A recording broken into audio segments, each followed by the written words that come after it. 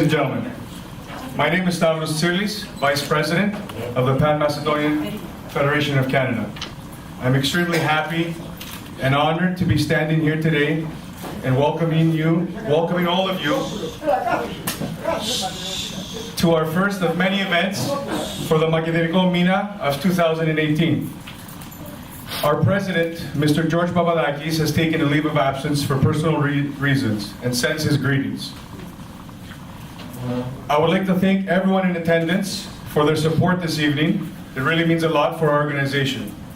And an enormous thank you to the members of our executive who have been working tirelessly behind the scenes to make all of this happen. Thank you very much.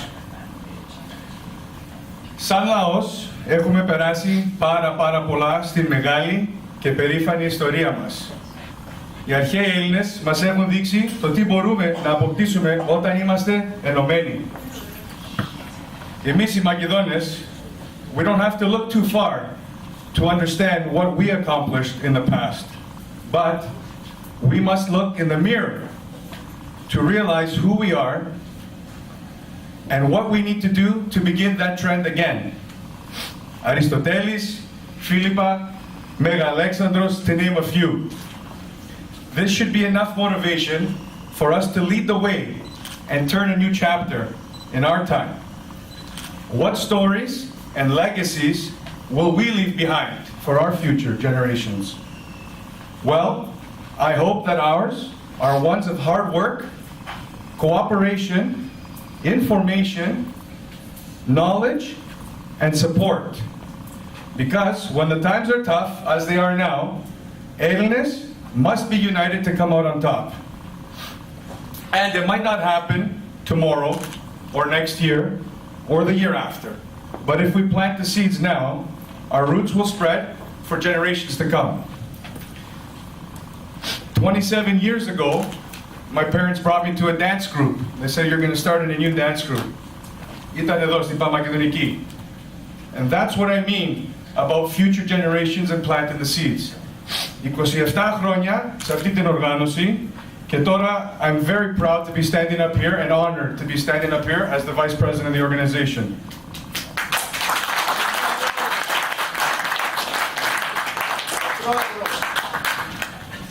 Tonight, I am also extremely grateful to have with us the President of the Hellenic American Union, Mr. Chris Spirou.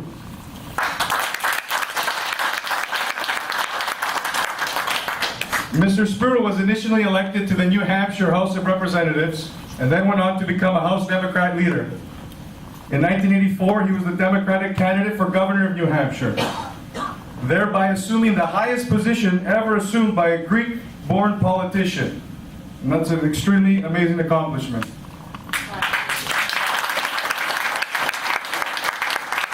He also held the positions of Democratic Party Chairman and President of the Electorate.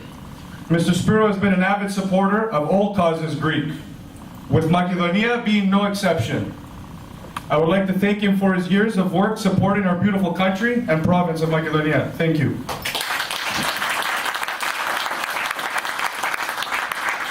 This is an important and turbulent time for Greeks and Macedonians, as the name issue seems to never go away. The Pan-Macedonian Federation has put together this month with one goal in mind. This is to get a better understanding of the past, the present, and what we can accept in the future with regards to the name issue. And there's no better way through education. Knowledge is power. Tonight we're very fortunate to have with us a presenter who has spent many hours researching this issue, as well as many other issues in Greek history. Chris Theofilogiannakos, I knew I was going to do that, is a PhD candidate who has worked with many universities, such as the University of San Diego, California, and York University here in Toronto, as well as some work with the Aristotelis Panepistimios στη Thessaloniki.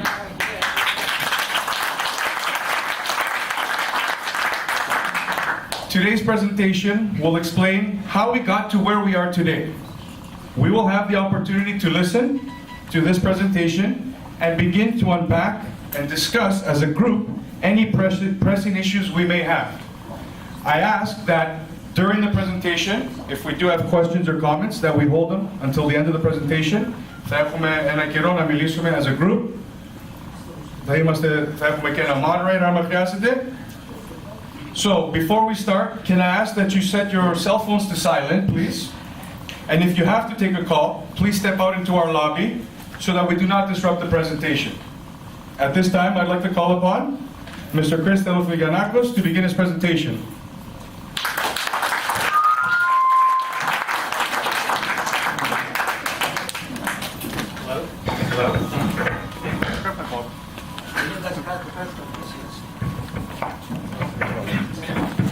Hello. So thank you everyone for coming. Can everyone hear me? Yeah. We're good? Okay. So just to give you a sense of my background, I studied classical studies at York University. That's where I did my undergraduate. Then I got my master's degree in modern Greek history at York. Then I went to the University of California, San Diego, where I got my, where I'm a candidate now, working, just finishing off my dissertation. I studied the Ionian Islands. I look at the period of when they were a state from 1815 to 1864. And I look at the process of, or the role the islands played in the formation of the Greek state when they were ceded in 1864 to the Greek kingdom at the time. I've taught at the University of California. I've lectured there as well. Yeah, I have a passion for Greek history. I have a minor in Mediterranean history, 19th century, and also a minor in Ottoman history. So, get this.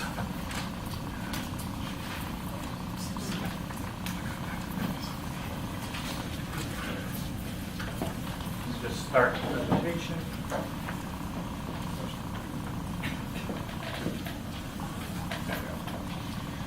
So, welcome to today's presentation on the Prespa Agreement. Again, having studied ancient, medieval, and modern Greek history throughout my academic career, I have been following the recent events surrounding the Prespa Agreement with interest, as I'm assuming many of you have as well. I know that this issue has been controversial among academics, politicians, and Greeks, both in Greece and the diaspora. The controversy mostly comes from 2 points of view. One that understands the agreement as a way to stabilize the Balkans and to reassert Greek leadership in the region. And the other view understands it as an example of the EU, NATO, and Western financial interventionists imposing outside rule on Greece, which now threatens Greece's sovereignty and national identity. I will not be focusing on any specific side or telling the audience how to react to the agreement. This presentation instead is more or less an information session, where I will provide you with a historical foundation for understanding how we got to the Prespa Agreement, so that you can better understand and grasp the impact of the agreement on your own. I was born in Greece and studied in Canada, the United States, and Greece. And from this standpoint, I understand both the academic and political arguments that support the agreement. And on the other hand, I can also sympathize with the popular anxieties and fears associated with it. My approach here is twofold. Taking into consideration the 2 aforementioned viewpoints of the agreement, I will discuss the history of the Macedonian question and issue, and then I will highlight salient parts of the Prespa Agreement that have short and long-term consequences on the national issues of identity, culture, the economy, and security. The main question of the first part of the presentation is basically, how did we get here? The second question, for the second part of the presentation, is what does the possible ratification of the agreement mean for the future of the Balkans? And does the agreement protect the national interests, identity, culture, economy, and security of Greece? So let us begin with the timeline of the events. So now, just so you know, I'm going to be covering around 100 years of history in less than an hour. So there are parts that I'm probably going to skip over, or that I'm not going to get into detail. But it's more of a general summary so we understand kind of the important events that that led to this moment. So if I miss something that you feel should have been included, my apologies.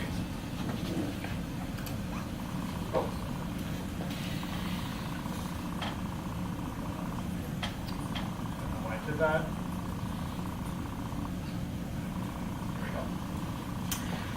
So the Macedonian question and aim issue is rooted in the tumultuous history of the Balkans and begins with the Ottomans. The 18th century marked the slow decline and collapse of the Ottoman Empire, which raised issues about great power diplomacy and competition in the Balkans. Historians refer to this period as the Eastern Question. The Eastern Question was about the fate of the Ottoman Empire, whose existence became increasingly threatened by Balkan nationalism and the imperialist ambitions of the great powers. The question was specifically concerned with the struggle of the great powers, primarily Britain, France, Russia, Austria, Hungary, Italy to a certain extent later on, to retain the balance of power in Europe and to avoid war. As the Ottoman Empire lost territory to new nation states and wars with Russia, Britain increasingly became concerned with protecting her trade routes to India, and France wanted to preserve European balance of power. This often led to Britain and France protecting the Ottoman Empire's political and territorial integrity against Russia's pan-Slavism in the region. The most notable example of this was the Crimean War from 1853 to 1856. As the states of Romania, Serbia, Bulgaria, Greece, Montenegro, and Bosnia-Herzegovina formed, the remnants of the Ottoman territory in the Balkans became increasingly competitive amongst the national movements and irredentist ambitions of the newly formed states. One area of intense competition was Macedonia, which was initially gained by Bulgaria under the Treaty of San Stefano in March 1878, but quickly ceded to the Ottomans by the Treaty of Berlin in July 1878. Macedonia was an important geopolitical area, as it was economically wealthy and symbolically significant. Russia's failed attempts to establish a satellite state with the Greater Bulgaria transformed the struggle for control of the region by making it more localized. 4 countries, Greece, Serbia, Bulgaria, and the Ottoman Empire, and 3 churches, the Patriarchate, the Exarchate, and the Serbian National Church, all competed for control over Macedonia. By the 1880s, all of them launched educational initiatives to win the hearts and minds of the Christian populations of Macedonia to declare a national identity or church. In 1890, each group adopted a more confrontational approach. In 1893, a group of Macedonian-born professionals, most of them educated in Bulgaria, organized the Internal Macedonian Revolutionary Organization, also known as the IMRO, to plan a mass uprising that would force the great powers to remove Macedonia from Turkish rule. Factions within the IMRO disagreed over reuniting Macedonia with Bulgaria or opposing it to create a separate country. But no IMRO faction sought ties with Serbia or Greece. On the Greek side, there was the National Defense and the Macedonian Brotherhood. Serbia had the Slavic Brotherhood for Defense and Freedom. Tensions boiled over in 1903 when the conflict moved from the churches and schools to the gun barrels of guerrilla bands. As the threat of losing Macedonia to Christian, Bulgarian, and Greek guerrillas intensified, the Ottoman Empire concentrated on reforms led by the Young Turks. In November 1908, the Young Turks rose up against Sultan Abdülhamid II and forced elections and the restoration of the constitution. With the Young Turks' revolution, Greek and Bulgarian hostilities settled, with hopes that a solution would be found under a new constitutional government. But to the dismay of Greece and Bulgaria, by changing governments, the Young Turks actually wanted